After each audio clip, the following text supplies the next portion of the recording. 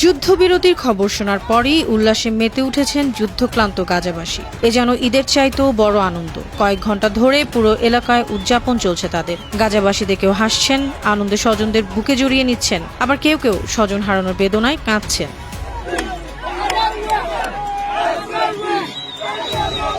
এমন দৃশ্যপট সেখানে নিকট অতীতে দেখা যায়নি, কেননা যুদ্ধে নিহত ব্যক্তিদের অন্ত্যেষ্টিক্রিয়ার আয়োজন এবং আহত ব্যক্তিদের যন্ত্রণা আর বিষণ্ণতায় এতদিন ভরে ছিল এলাকাটি।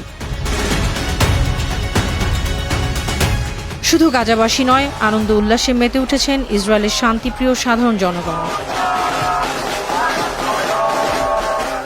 ফিলিস্তিনের গাজায় যুদ্ধবিরতি কার্যকর হচ্ছে। 1 বছরেরও বেশি সময় ধরে চলা যুদ্ধ থামাতে চুক্তিতে রাজি হয়েছে ইসরায়েল ও ফিলিস্তিনের স্বাধীনতাকামী সশস্ত্র সংগঠন হামাস। ফলে মুক্তি পাচ্ছে হামাসের হাতে জিম্মি থাকা ইসরায়েলি নাগরিকেরা। বিপরীতে গাজায় বন্ধ হচ্ছে ফিলিস্তিনিদের রক্তে ইসরায়েলি সেনাদের হোলি খেলা। 2023 সালের 7 অক্টোবরে ইসরায়েলি সীমান্ত পেরিয়ে হামলা চালিয়েছিল হামাস। আকাশ স্থলপথে একযোগে ওই হামলায় 1200 সাধারণ মানুষ ও সেনাকে হত্যা করে, অপহরণ করে 250 জনকে। পাল্টা জবাব দিতেও দেরি করেনি ইসরায়েল। গাজায় মুহুর্মুহু হামলা চালিয়ে কার্যত ধ্বংসস্তূপে পরিণত করে। বাড়িঘর দূরে থাক, হাসপাতাল, স্কুল বলেও আর কিছুই নেই এই উপত্যকায়। ইসরায়েলের হামলায় এখন পর্যন্ত 46,000 মানুষের মৃত্যু হয়েছে।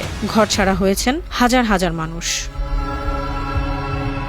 গাজায় ইসরায়েলের এই ভয়াবহ ধ্বংসযজ্ঞের বিরুদ্ধে সোচ্চার হয়ে ওঠে বিশ্বের শান্তিপ্রিয় মানুষ। যুদ্ধ থামাতে চেষ্টা চালায় যুক্তরাষ্ট্র, কাতার, সৌদি আরব, মিশর সহ বেশ কয়েকটি দেশ। মাঝে দুবার স্বল্প সময়ের যুদ্ধবিরতি হয়েছিল জিম্মি ও বন্দি বিনিময়ের জন্য। তারপর আবার গর্জে ওঠে ইসরায়েলের বিমানগুলো, আর গাজায় প্রতিনিয়ত দীর্ঘ হতে থাকে মৃত্যু মিছিল। দীর্ঘ এই 15 মাস ধরে চলা যুদ্ধের আঁচ ক্রমশ গোটা মধ্যপ্রাচ্য জুড়ে ছড়িয়ে পড়েছিল। ফিলিস্তিনের সীমানা পেরিয়ে লেবানন, ইয়েমেন, সিরিয়া, এমনকি ইরানের উপরেও হামলা চালিয়েছে ইসরায়েল। পাল্টা জবাব দিয়েছে এই দেশগুলো।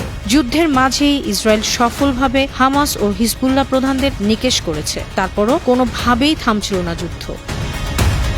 তবে মার্কিন প্রেসিডেন্ট হিসেবে নির্বাচিত হওয়ার পর থেকেই যুদ্ধবিরতির কথা বলছেন ডোনাল্ড ট্রাম্প। আগেও এ নিয়ে আলোচনা হলেও তা বারে বারে ব্যর্থ হয়েছে, মূলত ইসরায়েলের আগ্রাসনের কারণেই। তবে এবার ট্রাম্প হামাসকে চরম হুঁশিয়ারি দিয়েছিল, যুদ্ধ না থামালে এবং বন্দীদের মুক্তি না দিলে ভয়ঙ্কর পরিণতি হবে।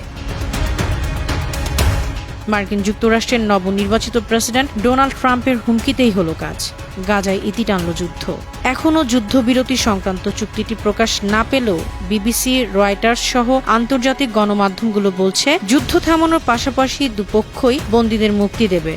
একদিকে হামাস যেমন 33 জন জিম্মিকে মুক্তি দিবে, তেমনি ইসরায়েলও তাদের জেলে বন্দী থাকা ফিলিস্তিনিদের মুক্তি দিবে।